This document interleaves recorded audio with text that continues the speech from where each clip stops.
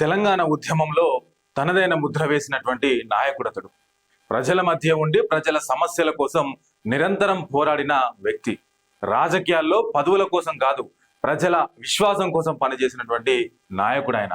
మాజీ MLA BRS senior నేత పెద్ది సుదర్శన్ రెడ్డి ఇక లేరు. ఆయన అకాల మరణం తెలంగాణ రాజకీయాల్లోనే కాదు, ముఖ్యంగా ఉమ్మడి వరంగల్ జిల్లా ప్రజల్లో తీవ్ర విషాదాన్ని నింపింది. తెలంగాణ కోసం పోరాడిన ఓ ఉద్యమకారుడి జీవితం ఇలా అర్ధాంతరంగా ముగిస్తుండడం అనుకోవడం అందరినీ కూడా కలిసివేసినటువంటి సందర్భం. ఇక బీఆర్ఎస్ సీనియర్ నేత నర్సంపేట మాజీ ఎమ్మెల్యే పెద్ది సుదర్శన్ రెడ్డి జూలై 31వ తేదీ అర్ధరాత్రి 12:51 సికింద్రాబాద్ లోని యశోద ఆసుపత్రిలో చికిత్స పొందుతూ తుదిశ్వాత విడిచారు. ఆయన వయసు కేవలం 52 సంవత్సరాలు మాత్రమే. రాజకీయ జీవితంలో ఇంకా ఎన్నో చేయాల్సిన చూడాల్సిన అనుభవం ఉన్నప్పటికీ కూడా అతి చిన్న వయసులోనే కన్నుమూయడం అభిమానులను కార్యకర్తలను తీవ్ర దిగ్భ్రాంతికి గురి చేసిందని చెప్పొచ్చు. జూలై 26న హనుమకొండలోని తన నివాసంలో ఒక్కసారిగా తీవ్ర అస్వస్థతకు గురైన సుదర్శన్ రెడ్డిని కుటుంబ సభ్యులు వెంటనే రోహిణి ఆసుపత్రికి తరలించారు. అక్కడ అత్యవసర చికిత్స అనంతరం మెరుగైన వైద్యం కోసం కుటుంబ సభ్యుల నిర్ణయం మేరకు, అదేవిధంగా వైద్యుల సూచన మేరకు హైదరాబాద్ లోని యశోద ఆసుపత్రికి తరలించారు. వైద్యులు ఆయనకు నిరంతరం చికిత్స అందించారు. అయితే పల్మనరీ ఎంబోలిజం అంటే ఊపిరితిత్తుల్లో రక్తం గడ్డ కట్టడం వల్ల గుండె ఒక్కసారిగా ఆగిపోయింది. దాదాపు 45 నిమిషాల పాటు వైద్యులు సిపిఆర్ చేసి గుండె స్పందనను తిరిగి తీసుకొచ్చినా మెదడు స్పందించకపోవడంతో పరిస్థితి అత్యంత విషమంగా మారింది. 6 రోజుల పాటు వైద్య బృందం ఎంత ప్రయత్నించినా కూడా చివరకు ఆయనను కాపాడలేకపోయారు. పెద్ది సుదర్శన్ రెడ్డి మరణ వార్త బయటకు వచ్చిన వెంటనే తెలంగాణ రాజకీయ వర్గాల్లో విషాద ఛాయలు అలుముకున్నాయని చెప్పొచ్చు. ఇక బీఆర్ఎస్ నాయకులు, కార్యకర్తలు, అభిమానులు, నర్సంపేట ప్రజలు ముఖ్యంగా తీవ్ర దిగ్భ్రాంతికి గురయ్యారు. ఒక ప్రజానాయకుడిని, ఒక ఉద్యమకారుడిని, ఒక ఆత్మీయ సహచరుడిని కోల్పోయామని పలువురు భాగోద్వేగానికి గురైనటువంటి పరిస్థితి. సుదర్శన్ రెడ్డి జీవితం సాధారణ కుటుంబంలో ప్రారంభమైంది. 1974 ఆగస్టు 6న అప్పటి వరంగల్ గ్రామీణ జిల్లా నల్లబెల్లి మండలంలోని నల్లబెల్లి గ్రామంలో రాజిరెడ్డి, అమృతమ్మ దంపతులకు జన్మించిండు పెద్ది సుదర్శన్ రెడ్డి. వ్యవసాయ కుటుంబంలో జన్మించిన ఆయన చిన్నప్పటి నుంచే గ్రామీణ జీవితంలోని కష్టసుఖాలను దగ్గరగా చూసినటువంటి వ్యక్తి. చదువుపై ఆసక్తితో వరంగల్లోని మహబూబియా పంచాదన్ కళాశాలలో ఇంటర్మీడియట్ పూర్తి చేశారు. అనంతరం స్వప్న గారిని వివాహం చేసుకున్నారు. వారికి కుమారుడు నిదర్శన్ రెడ్డి, కుమార్తె ధర్మిష్ట రెడ్డి ఉన్నారు. కుటుంబ బాధ్యతలు నిర్వర్తిస్తూనే ప్రజా జీవితాన్ని తన లక్ష్యంగా ఎంచుకున్నారు ఆయన. రాజకీయాల్లో ఆయన తొలి అడుగులు యూత్ కాంగ్రెస్ తోనే ప్రారంభమయ్యాయి.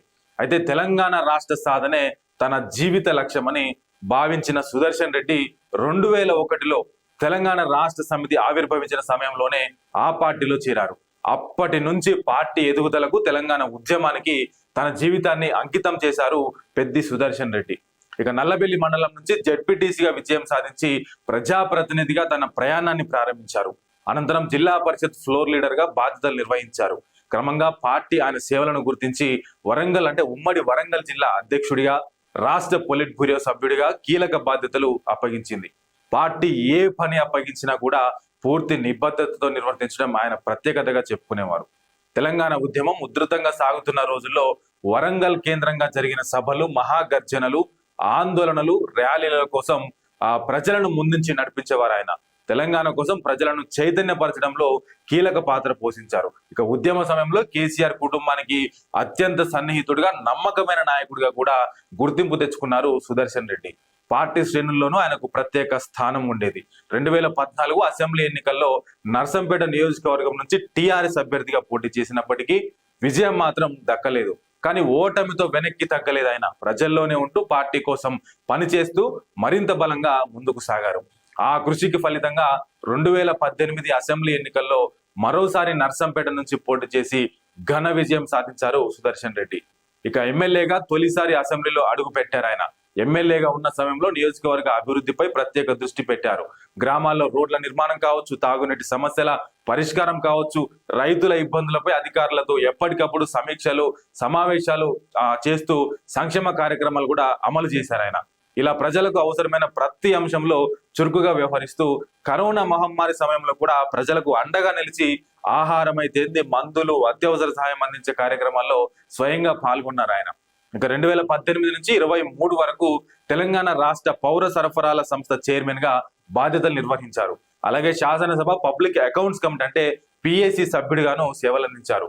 ఈ పదవుల్లోనూ ప్రజా ప్రయోజనాలకే ప్రాధాన్యం ఇస్తూ తనదైన ముద్ర వేశారు పెద్ది సుదర్శన్ రెడ్డి. పదవిలో ఉన్నా లేకపోయినా ప్రజలకు అందుబాటులోనే ఉండడమే ఆయన ప్రత్యేకత అని చెప్పుకోవచ్చు. ఇక సమస్య చెప్పుకునేందుకు వచ్చిన ప్రతి ఒక్కరిని ఓపికగా విని సాధ్యమైనంత త్వరగా పరిష్కారం చూపేందుకు కృషి చేసేవారని స్థానిక ప్రజలు గుర్తు చేసుకున్నటువంటి పరిస్థితి. అందుకే ఆయనను కేవలం రాజకీయ నాయకుడిగా కాకుండా కుటుంబ సభ్యులుగా భావించేవారు ఎంతో మంది ఉన్నారు. ఇప్పుడు ఆయన లేని లోటు నర్సంపేట నియోజకవర్గానికే కాదు, తెలంగాణ ఉద్యమాన్ని దగ్గరగా చూసిన ప్రతి ఒక్కరికి స్పష్టంగా కనిపిస్తున్నది.